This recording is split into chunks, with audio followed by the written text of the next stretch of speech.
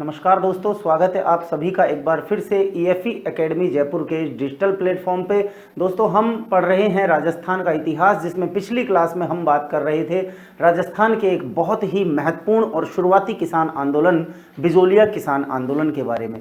और आज उसी क्रम को आगे बढ़ाते हुए इस क्लास में हम बिजोलिया के बाद के जो किसान आंदोलन हुए, बिजोलिया से प्रेरणा लेकर जो राजस्थान में किसान आंदोलन हुए, उनकी बात करने जा रहे हैं। तो आइए शुरुआत करते हैं हम आज के हमारे इस किसान आंदोलन टॉपिक से। चलिए, सबसे पहले शेखावाटी का किसान आंदोलन, जिसका नेतृत्व कर रहे हैं राम नारायण चौधरी। राम नारायण चौधरी, जिन्हें शेखावाटी किसान आंदोलन का नेतृत्वकर्ता कहा जाता है। ठीक है, राम नारायण चौधरी को इस किसान आंदोलन का नेतृत्वकर्ता कहेंगे। दूसरा यहां शेखावाटी में जो महत्वपूर्ण नाम आता है वो आता है देशराज ठाकुर का। देशराज ठाकुर, जिन्होंने 1931 में राजस्थान जाट क्षेत्रीय महासभा की स्थापना की थी। नाम याद रखें, देशराज ठाकुर, 1931 राजस्थान जाट महासभा की स्थापना। इसके बाद यहां जो महत्वपूर्ण घटनाएं शेखावाटी किसान आंदोलन में जुड़ी हुई हैं, तीन बहुत महत्वपूर्ण घटनाएं यहां आती हैं जो अक्सर पूछा जाता है। एक कटराथल, एक कूदन और एक जयसिंहपुरा का हत्याकांड। इन तीनों घटनाओं को आपको देखना है। सबसे पहले हम आते हैं कटराथल सम्मेलन पर। सबसे ज्यादा तो महत्वपूर्ण है, इसकी डेट याद रखना, 25 अप्रैल 1934 सीकर के कटराथल नामक स्थान पर जाट समाज की महिलाओं का एक विशाल, हजारों महिलाओं ने जिसमें भाग लिया, एक विशाल महासम्मेलन आयोजित हुआ, जिसे कटराथल सम्मेलन के नाम से जाना जाता है। क्यों हुआ यह सम्मेलन, इसके पीछे कारण क्या था? देखिए, इसमें जाट महिलाओं का यह महासम्मेलन था और इसके पीछे कारण थे सिहोट के ठाकुर मानसिंह। सिहोट के ठाकुर मानसिंह, जो कि महिलाओं से बदतमीजी कर रहे थे, उनकी बेइज्जती कर रहे थे, उनके विरोध में उन्हें हटाने के लिए जाट महिलाओं ने यह महासम्मेलन आयोजित किया था। ठीक है, और इसका नेतृत्व करने वाली थी किशोरी देवी, प्रसिद्ध जाट नेता हरलाल सिंह की पत्नी। नाम है किशोरी देवी। दोस्तों, पता नहीं अब तक कितनी बार परीक्षाओं में प्रश्न आया है कि कटराथल सम्मेलन का नेतृत्व किसने किया था। रट लेना है आपको ये नाम, किशोरी देवी। ठीक है, दूसरा नाम यहां जो फेमस है वो है यहां की मुख्य वक्ता, यानी जिन्होंने यहां जो बहुत ही ओजस्वी भाषण दिया, उनका नाम था उत्तमा देवी। और ये उत्तमा देवी दोस्तों कौन है? ये इन्हीं देशराज ठाकुर की पत्नी है। तो महिलाओं को संगठित करने का कार्य तो किया किसने? किशोरी देवी ने। और यहां पर महिलाओं को जो भाषण देकर उनमें जो एक जागृति, एक प्रेरणा जगाने का काम किया, वो किया उत्तमा देवी ने। ठीक है, तो ये दो महत्वपूर्ण महिलाओं के नाम आपको यहां से याद रखने हैं, कटराथल सम्मेलन। और साथ ही साथ ये जो तारीख और वर्ष है, ये तो बहुत ही ज्यादा महत्वपूर्ण है, जो आपको याद रखना है। इस तरह से भी प्रश्न आ सकता है कि कटराथल सम्मेलन जो है, इसका संबंध किस किसान आंदोलन से है? शेखावाटी किसान आंदोलन। ठीक है, चलिए आगे बात करते हैं। अब यहां इसी शेखावाटी सीकर किसान आंदोलन में एक जगह है पलथाना, वहां पर एक जाट प्रजापति महायज्ञ की तैयारी की जा रही थी। किसकी? जाट प्रजापति महायज्ञ।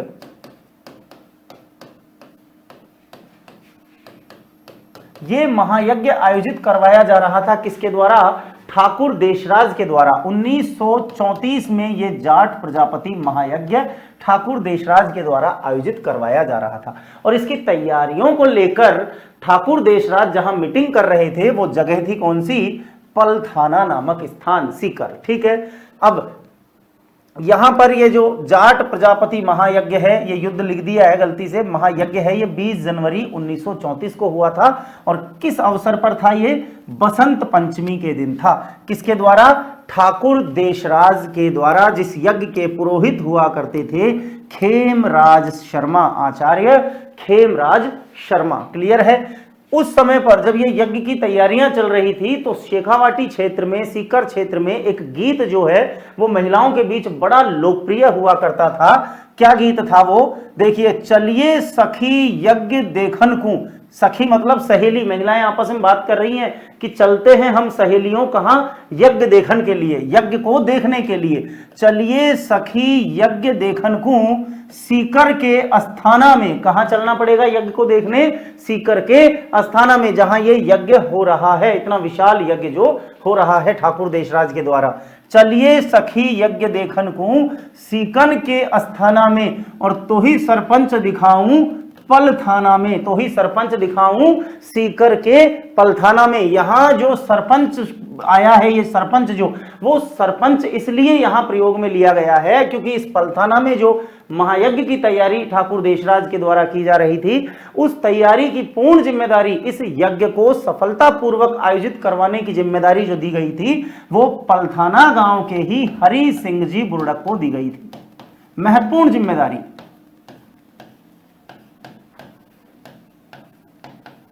ठीक है, चलिए आगे बात करते हैं शेखावाटी के पंचपाने। 5 प्रमुख ठिकाने दोस्तों शेखावाटी के, जो कि किसान आंदोलन के समय बड़े फेमस थे। नाम है, पहला ठिकाना नवलगढ़, दूसरा है डूंडलोद, तीसरा है मंडावा, और बिसाऊ और मलसीसर। ये पांचों ही ठिकाने जो हैं वो शेखावाटी के पंचपानों के रूप में प्रसिद्ध है।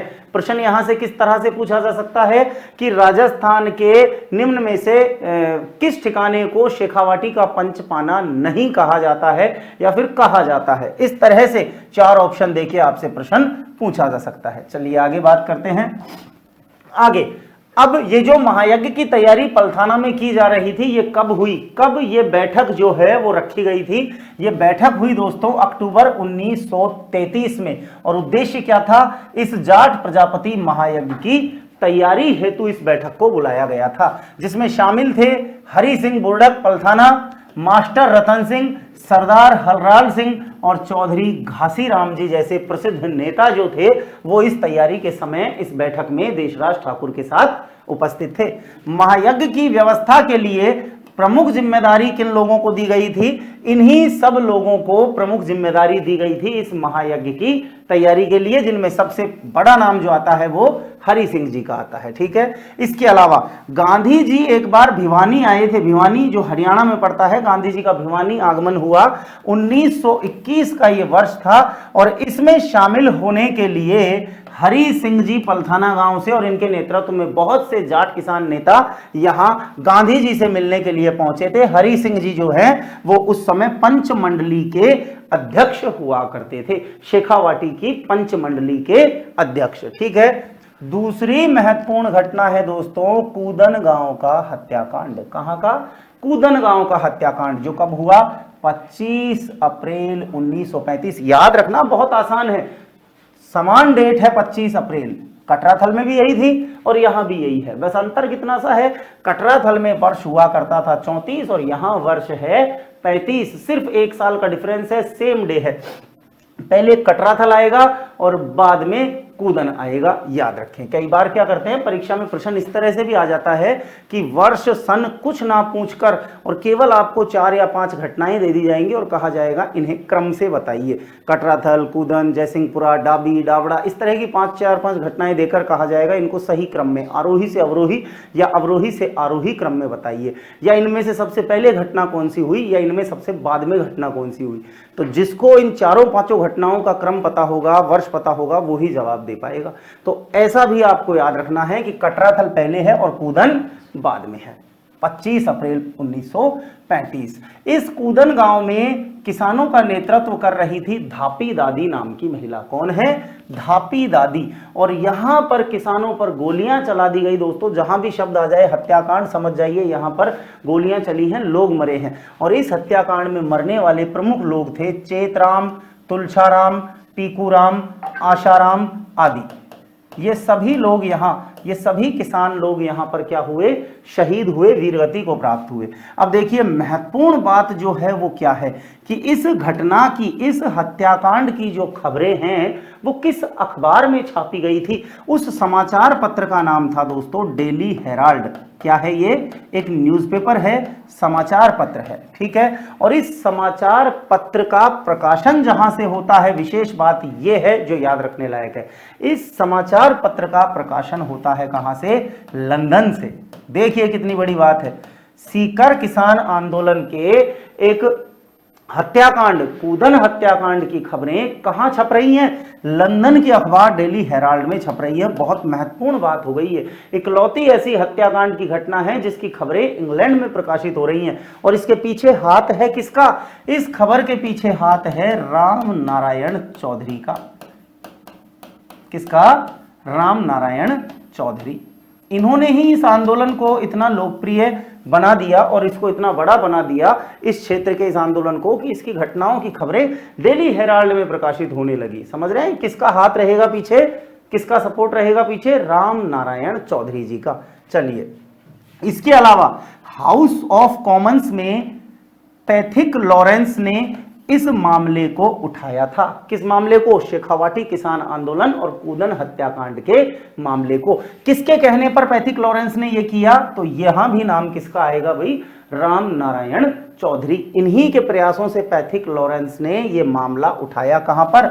इंग्लैंड के हाउस ऑफ कॉमन्स में। यह हाउस ऑफ कॉमन्स क्या है? देखिए, जिस तरह भारत की संसद के 2 सदन होते हैं, उसी तरह इंग्लैंड की पार्लियामेंट के भी 2 हाउसेज या 2 सदन होते हैं, एक हाउस ऑफ कॉमन्स और एक हाउस ऑफ लॉर्ड्स। तो उसमें से जो ये हाउस ऑफ कॉमन्स निम्न सदन जो है, इस हाउस ऑफ कॉमन्स में इस मामले को उठाया गया पैथिक लॉरेंस ने कि भाई यहां कूदन गांव में जो किया गया है अंग्रेज अधिकारियों के द्वारा वो गलत किया गया है। इतने सारे निहत्थे लोगों पर जो हथियारों का प्रयोग करके उनको मार दिया गया है। तो ये मामला उठाया पैथिक लॉरेंस। प्रश्न कैसे आएगा? एकमात्र किसान आंदोलन जिसकी आवाजें इंग्लैंड के हाउस ऑफ कॉमन्स तक पहुंच गई थी, कौन सा था? शेखावाटी का किसान आंदोलन। क्लियर है? चलिए आगे बात करते हैं।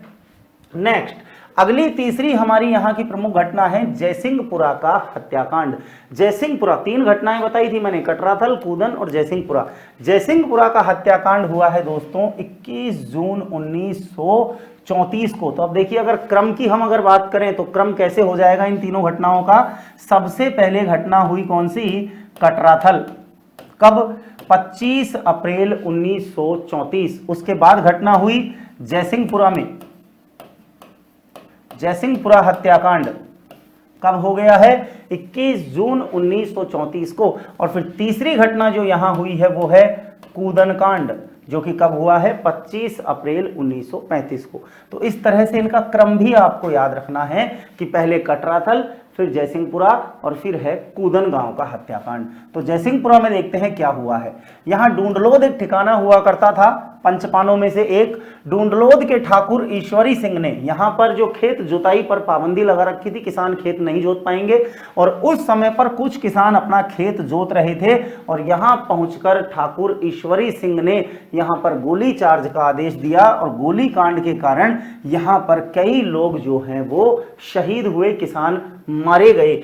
साथ ही साथ ये याद रखें कि ये जयसिंहपुरा का हत्याकांड जो है वो इस इतिहास की पहली घटना रही जिसमें इस घटना के दोषी जो लोग थे उनको सजा दी गई थी। वरना अब तक तो क्या हो रहा था कि अब तक तो ऐसे हत्याकांडों को अंजाम देने वाले जो सिपाही थे, जो अंग्रेज अधिकारी थे, उनको प्रमोशन दिया जाता था, उनका सम्मान किया जाता था। हम इतिहास, भारत के इतिहास की अगर सबसे बड़ी घटना देखें, जलियांवाला बाग हत्याकांड, तो उसे अंजाम देने वाले अंग्रेज अधिकारी जनरल डायर का ब्रिटिश हुकूमत ने सम्मान किया था। इतना जो निंदनीय कार्य करने के बावजूद, क्योंकि अंग्रेजों के नजरिए से जो उसने किया वो बहुत सही किया था, तो इसलिए उसका सम्मान तक किया गया। यह पहली घटना रही जिसके दोषियों को क्या दी गई?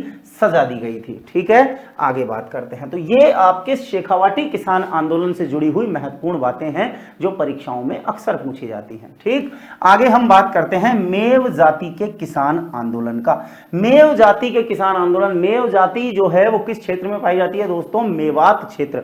और मेवात जो है वो किस इलाके को कहते हैं? दिल्ली से सटा हुआ अलवर और भरतपुर जिलों का जो इलाका है जहां मेव जाति पाई जाती है उसे मेवात कहा जाता है। तो मेवात के लोगों ने यहां क्यों आंदोलन किया, क्या कारण था, समझिए। इस आंदोलन का नेतृत्व करने वाले थे चौधरी यासीन खान, जिनका संबंध था गुड़गांव से। गुड़गांव से संबंध था चौधरी यासीन खान का। और यहां हुआ क्या था, कारण क्या हुआ जयपुर अलवर के जो राजा हुआ करते थे वो थे राजा जयसिंह, और जयसिंह के द्वारा इस इलाके में जंगली सुअरों को मारने पर पाबंदी लगाई गई थी। जंगली सुअरों को आप नहीं मार सकते हो, जबकि जंगली सुअर किसानों की खेत में खड़ी हुई फसलों को क्या करते थे, खा जाते थे, नुकसान पहुंचाते थे, और ऐसे जंगली सुअरों को मारने पर जयसिंह जी ने पाबंदी और लगा दी।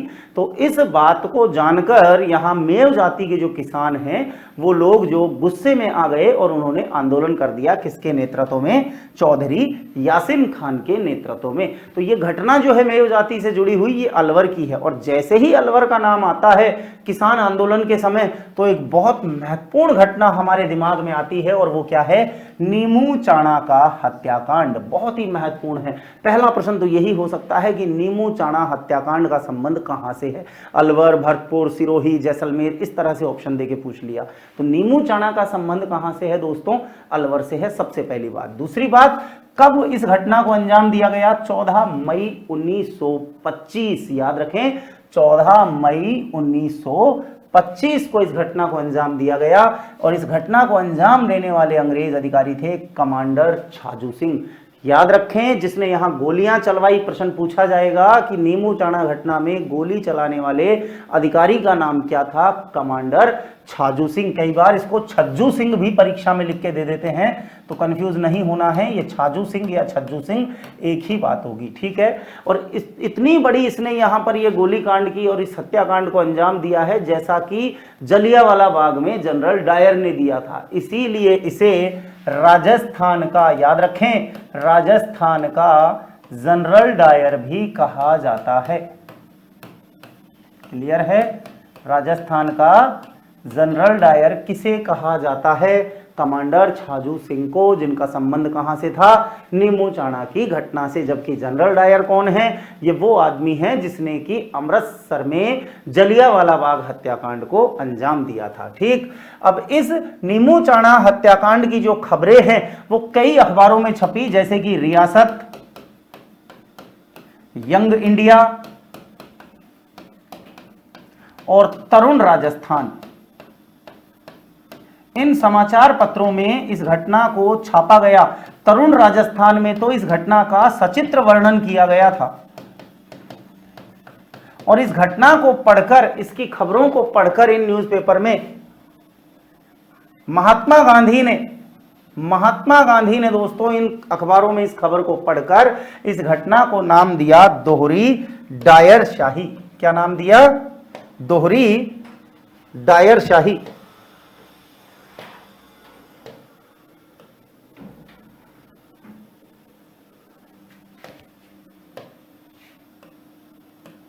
क्यों नाम दिया ये दोहरी डायर शाही, देखिए दोहरी डायर शाही का मतलब ये हो गया कि बिल्कुल इसने वो ही काम किया जो अमृतसर में किसने किया था, जनरल डायर ने। तो इसको दूसरा जनरल डायर या दोहरी डायर शाही या फिर डबल डायरिज्म, अंग्रेजी में भी कई बार इसको दे दिया जाता है, डबल डायरिज्म।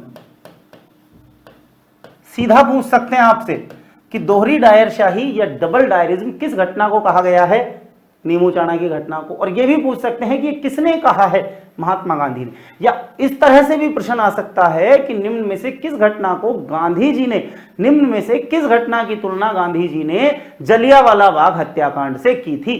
तो याद रखें कौन सी हो गई, नीमू चाणा की घटना, ठीक। अब इस घटना की जांच के लिए इन्होंने अपने सचिव मणिलाल कोठारी को यहां नीमू चाणा भेजा। कौन थे ये, सचिव हैं किसके, महात्मा गांधी के, और इनको भेजा गया है कहां, नीमू चाणा आए जांच के लिए, ठीक है, गांधी जी की तरफ से। सीता देवी बहुत महत्वपूर्ण नाम है जो जुड़ा हुआ है इस नीमू चाणा के किसान आंदोलन या नीमू चाणा की घटना की प्रसिद्ध महिला नेता के रूप में। याद रखें, महिलाओं के नाम अक्सर परीक्षाओं में पूछ लिए जाते हैं। प्रश्न आ जाएगा सीधा कि सीता देवी का संबंध निम्न में से किस घटना से था, तो किस घटना से होगा, नीमू चाणा की घटना से। तो ये महत्वपूर्ण घटना है बहुत ही नीमू चाणा की। इसके बाद अगली बात करते हैं हम बरड़ या बूंदी के किसान आंदोलन से, जिसका नेतृत्व कर रहे हैं पंडित नैनू राम शर्मा। बहुत ही महत्वपूर्ण नाम है दोस्तों पंडित नैनू राम शर्मा, जो बूंदी के किसान आंदोलन से भी जुड़ा है और साथ ही साथ कोटा प्रजामंडल से भी जुड़ा है। बूंदी के किसानों का आंदोलन किया है नैनूराम शर्मा ने। क्या बड़ी घटना होती है देखिए बूंदी में। बूंदी में भी एक बहुत बड़ी घटना, एक गोली कांड को अंजाम दिया जाता है जिसे हम कहते हैं डाबी कांड के नाम से। दोस्तों याद रखें, किसान आंदोलन का ये जो टॉपिक है इसमें सबसे ज्यादा महत्वपूर्ण और सबसे ज्यादा जो प्रश्न पूछे जाते हैं वो इन्हीं गोली कांड और इन घटनाओं के हैं। यहाँ शहीद हुए लोगों के, यहाँ गोली चलाने वाले अधिकारियों के, या ये घटना कब घटित हुई, या इसका संबंध किस स्थान से था, इसी तरह के प्रश्न इस टॉपिक में से ज्यादा होते हैं। तो मैं सीधा पॉइंट टू पॉइंट और वही बात कर रहा हूं जो सीधा परीक्षाओं में पूछी जाती है। तो बूंदी में से सीधा हमको बाहर निकाल के लाना है किसे, डाबी कांड को। कब हुआ, 2 अप्रैल 1923। बहुत ही महत्वपूर्ण बात, 2 अप्रैल 1923 तारीख याद रखनी है। यहां पर जिसने गोली चलवाने का आदेश दिया, गोली चलाई, वो हैं इकराम हुसैन नाम के अंग्रेज अधिकारी जिन्होंने यहां पर गोली चलवाई है। क्लियर, नाम याद रखें, इकराम हुसैन। इसके बाद में अब जब गोली चली है तो निश्चित रूप से कोई ना कोई तो मरे ही होंगे। अब यहां पर शहीद होने वाले लोगों में नाम आता है नानक जी भील और देवीलाल गुजर। ये दोनों जो हैं यहां क्या हो गए, गोली लगने के कारण शहीद हो गए। प्रश्न इस तरह भी आ जाएगा कि नानक जी भील का संबंध किस किसान आंदोलन से या किस घटना से था। तो किस घटना से संबंध होगा इनका, डाबी कांड से। प्रश्न इसी में से होंगे, बस उनको पूछने की लैंग्वेज, उनकी भाषा में अंतर आ सकता है। ठीक है, तो नानक जी भील, देवीलाल गुजर दोनों शहीद हो गए हैं। ये नानक जी भील जो हैं हाथ में झंडा लिए झंडा गीत गा रहे थे और झंडा गीत गाते हुए ही ये वीर गति को प्राप्त हो गए, शहीद हो गए।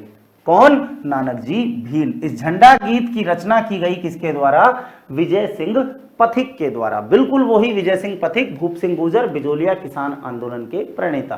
ठीक है, और नानक जी भील की याद में, इनकी इस वीरगति, इस शहीद, इस शहादत की याद में अर्जी नाम का गीत लिखा गया किसके द्वारा, माणिक्यलाल वर्मा के द्वारा।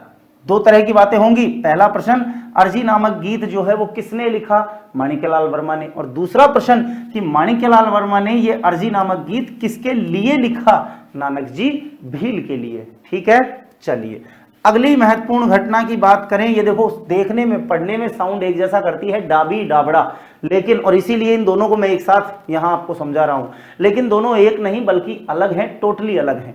ये है डाबी और ये है डाबड़ा। डाबी का जो संबंध है वो बूंदी से है, जबकि डाबड़ा का जो संबंध है वो जोधपुर से है। ठीक है, तो ये डाबड़ा का किसान आंदोलन, या जिसे हम कहते हैं डाबड़ा कांड, ये कब हुआ है, 13 मार्च 1947। बहुत ही महत्वपूर्ण, 13 मार्च 1947। देखिए मैंने बताया था कि क्रम पूछ लिया जाता है अक्सर, तो याद रखें अगर किसी परीक्षा में ऐसा क्रम पूछा गया है जिसमें ये 3-4 घटनाएं दी हैं, तो ये डाबड़ा आप देख लो कब हो रहा है, 1947। यानी ज्यादातर मोस्टली ये डाबड़ा सबसे लास्ट के ऑप्शन में होना चाहिए फिर, क्योंकि ये 1947 तक चल रहा है। ठीक है, और इससे भी पुरानी जो एक घटना होगी वो हम अभी प्रजामंडल में आगे पढ़ेंगे, तो इनका क्रम आपको अवश्य याद रखना है। ठीक है, अब इस घटना में क्या हुआ है, देखिए यहां प्रजामंडल, जोधपुर प्रजामंडल के कार्यकर्ता और साथ ही साथ डाबड़ा गांव के किसानों की एक बैठक हो रही थी, और उस बैठक में गोलियां चला दी गई। और उस गोली कांड में क्या हुआ, देखिए यहां पर जो गोली कांड हुआ उसमें जोधपुर प्रजामंडल के बहुत ही महत्वपूर्ण कार्यकर्ता मथुरा दास माथुर जो हैं वो घायल हुए, और साथ ही साथ किसान मोतीलाल, इसी मोतीलाल किसान के घर ये सभा हो रही थी। इस मोतीलाल, चुन्नीलाल और रूंघा राम जैसे जो किसान नेता हैं वो क्या हो गए भाई, शहीद हो गए, गोली लगने के कारण मारे गए हैं। ठीक है, बहुत ही महत्वपूर्ण बात जो डाबड़ा कांड से और इस किसान आंदोलन से जुड़ी हुई है वो ये कि ये आजादी के बाद तक चलने वाला एकमात्र किसान आंदोलन था। भारत आजाद हुआ 15 अगस्त 1947। देख लीजिए ये यहां भी साल आ रहा है 1947। तो आजादी के बाद तक, उस समय तक भी चलने वाला आंदोलन था किस गांव के किसानों का, डाबड़ा गांव के किसानों का, जिसका संबंध कहां से है, जोधपुर से है, याद रखें।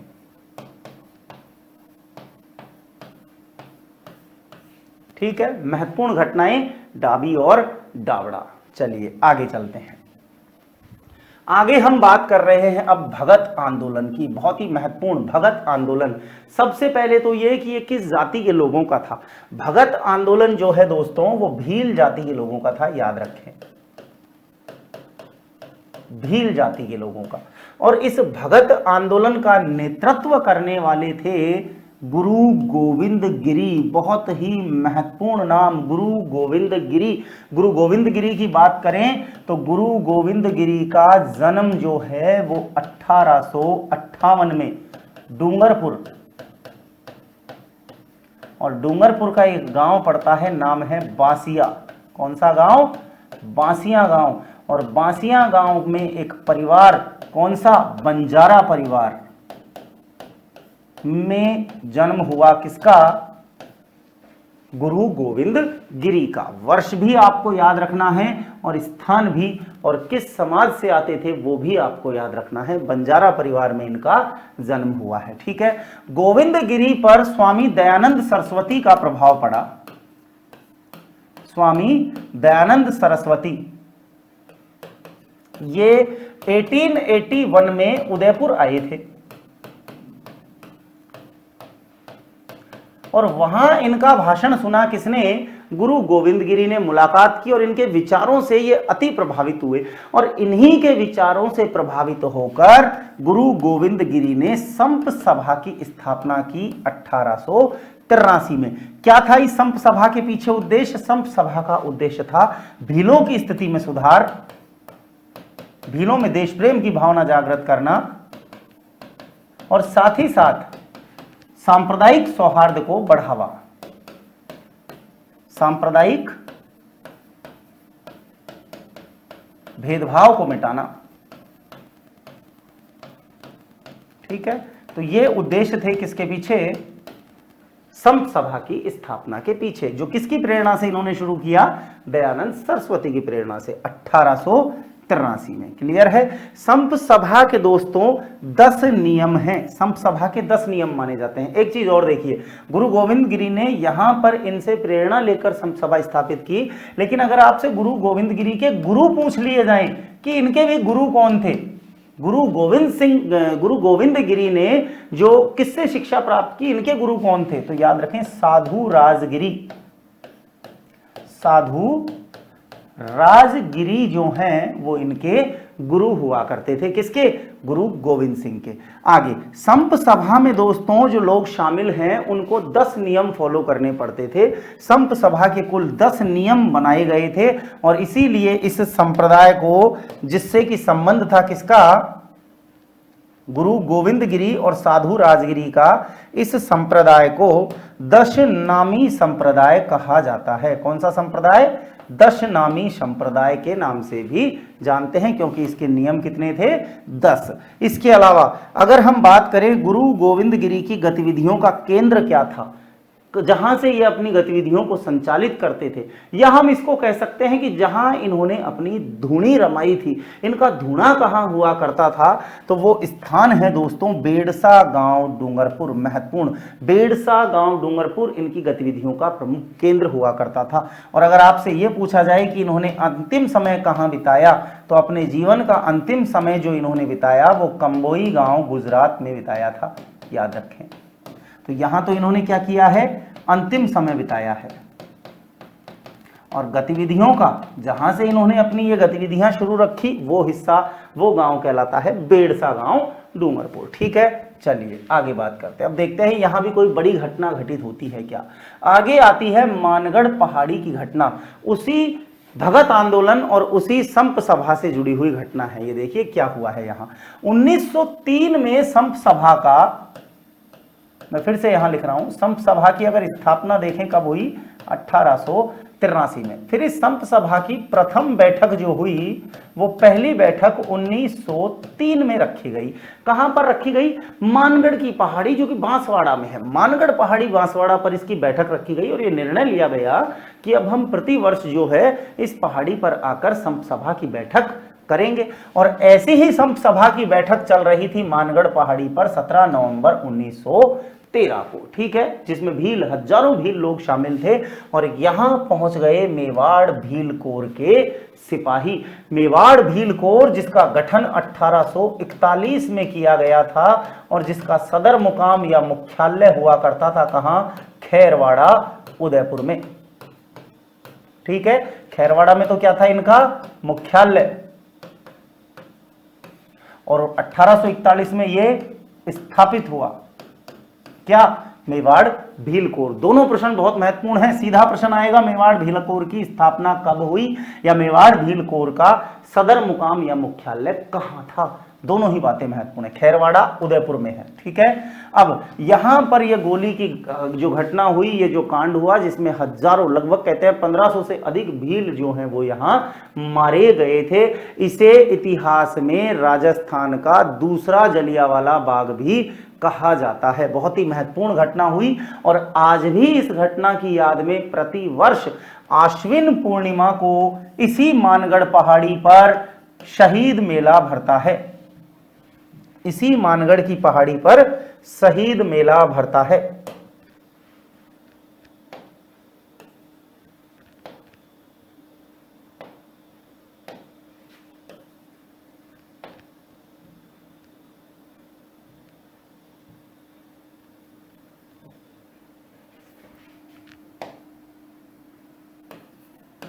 शहीद मेला,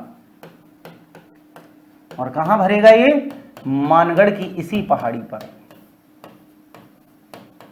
ठीक है। और ये मानगढ़ की पहाड़ी अभी कहां है? बांसवाड़ा। तो अगर देखा जाए तो इस भगत आंदोलन का जो संबंध रहा वो किस इलाके से रहा? डूंगरपुर और बांसवाड़ा के भील जनजाति इलाके से रहा, ठीक है। तो ये महत्वपूर्ण है, भगत आंदोलन और गुरु गोविंद गिरी। चलिए आगे बात करते हैं। एकी आंदोलन, हमारा अगला महत्वपूर्ण आंदोलन जो है एकी आंदोलन, जिसका नेतृत्व करने वाले हैं मोतीलाल तेजावत। महत्वपूर्ण नाम मोतीलाल तेजावत। और इन्होंने ये आंदोलन दोस्तों कहां से शुरू किया? 1921 में मात्रकुंडिया से। मात्रकुंडिया जो कि कहां पर है? चित्तौड़गढ़ में। और मात्रकुंडिया को कहा जाता है क्या? राजस्थान का हरिद्वार। कहां है मात्रकुंडिया? चित्तौड़गढ़ में। राजस्थान का हरिद्वार इसे कहा जाता है। 1921 में यहां से ये आंदोलन शुरू किया है मोतीलाल तेजावत ने, और ये दिन था बैसाख पूर्णिमा। याद रखें, किस दिन? बैसाख पूर्णिमा के दिन इन्होंने मात्रकुंडिया से इसकी शुरुआत की है। उद्देश्य क्या था इसके पीछे, एक ही आंदोलन के पीछे? तो यहां भी मोतीलाल तेजावत का उद्देश्य क्लियर था, भीलों की स्थिति में सुधार। भीलों की स्थिति में सुधार, याद रखें। और साथ ही साथ ये आंदोलन जिस इलाके में किया गया और जिस जाति के लिए किया गया, उस इलाके को कहा जाता है भोमट, और जिस जाति के लिए किया गया उसको कहा जाता है भील। तो इसलिए याद रखें, एक ही आंदोलन को भोमट भील आंदोलन भी कहा जाता है। कौन सा आंदोलन? भोमट भील आंदोलन। एक ही आंदोलन को कहा जाता है, याद रखें, ठीक। भोमट क्षेत्र का नाम है, भील इस जाति का नाम है। डूंगरपुर उदयपुर के बीच का जो हिस्सा है ये भोमट का हिस्सा कहलाता है, जहां की भील लोगों के लिए मोतीलाल तेजावत ने इस आंदोलन को शुरू किया था, ठीक है। आगे बात करें तो भीलों की स्थिति में सुधार के लिए मोतीलाल तेजावत ने अपनी झाडोल ठिकाने की नौकरी तक को छोड़ दिया था। पढ़ लिख के नौकरी लग गए थे। किस ठिकाने में नौकरी कर रहे थे? झाडोल ठिकाना, ये उदयपुर में पड़ता है झाडोल। तो झाडोल ठिकाने की अपनी नौकरी तक को छोड़कर इन्होंने भीलों की स्थिति में सुधार के लिए प्रयास किया कि भाई अब मैं नौकरी नहीं करूंगा, अब मैं इस समाज की सेवा करूंगा। और इन्होंने भीलों की स्थिति में सुधार के लिए एक 21 सूत्री मांग पत्र, एक लेटर भेजा जिसमें टोटल 21 इनकी डिमांड थी, जिसे नाम दिया गया मेवाड़ की पुकार। क्या नाम दिया गया? मेवाड़ की पुकार। 21 सूत्री मांग पत्र। यह प्रश्न कई बार आया है कि मेवाड़ की पुकार का संबंध किससे है, या फिर मोतीलाल तेजावत ने जो 21 सूत्री मांग पत्र महाराणा को भेजा था वो किस नाम से जाना जाता है? तो याद रखें यह है मेवाड़ की पुकार,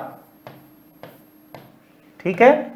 और किसको भेजा है ये 21 सूत्री मांग पत्र? आप ध्यान दीजिए, यहां वर्ष है 1921 और इसी समय क्योंकि हम बिजोलिया पढ़ चुके हैं और बहुत अच्छे से पढ़ चुके हैं, और अगर आपने वो पिछला वीडियो देखा है तो निश्चित आपने बिजोलिया को याद किया होगा। और 1921 में अगर हम बिजोलिया किसान आंदोलन पे जाते हैं तो उस समय मेवाड़ के महाराणा कौन हुआ करते थे, आपको याद है? फतेह सिंह, महाराणा फतेह सिंह। और अभी ये जो मातृकुंडिया है मैंने बताया चित्तौड़ में है, तो चित्तौड़ भी किस रियासत में आ रहा है? मेवाड़ रियासत में।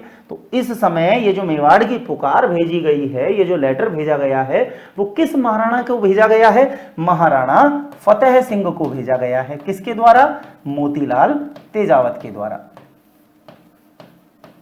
ठीक है, मोतीलाल तेजावत को दोस्तों मेवाड़ का गांधी, आदिवासियों का मसीहा और बाऊजी जैसे नामों से जाना जाता है। प्रसिद्ध हैं ये बाऊजी आदिवासियों के मसीहा के रूप में। ठीक, आगे बात करते हैं। अच्छा, मोतीलाल तेजावत से जुड़ी हुई एक चीज और कि मोतीलाल तेजावत का अगर हम देखें जन्म, मोतीलाल तेजावत का जन्म जो है दोस्तों 1886 में, यहां अलग से ले लेते हैं हम। मोतीलाल तेजावत के अगर जन्म की बात करें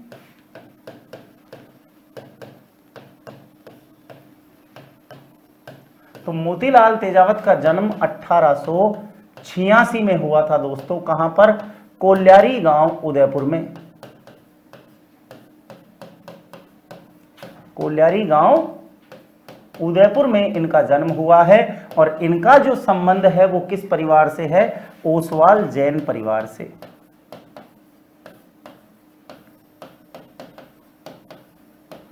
ठीक है, स्वामी साधु जो हमारे हैं गुरु गोविंद गिरी, उनका और इनमें जो डिफरेंस है वो देख लीजिए। उनका जन्म 1858 में हुआ था, जबकि यहां इनका जो जन्म है वो 1886 में हुआ है। ठीक है, कोल्यारी गांव, उदयपुर में।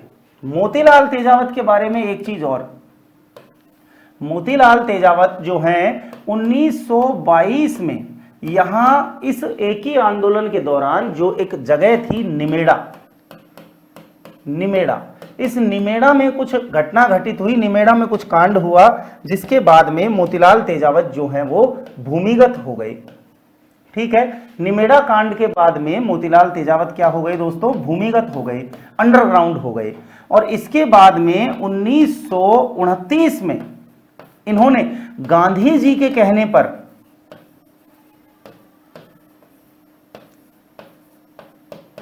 आत्मसमर्पण किया।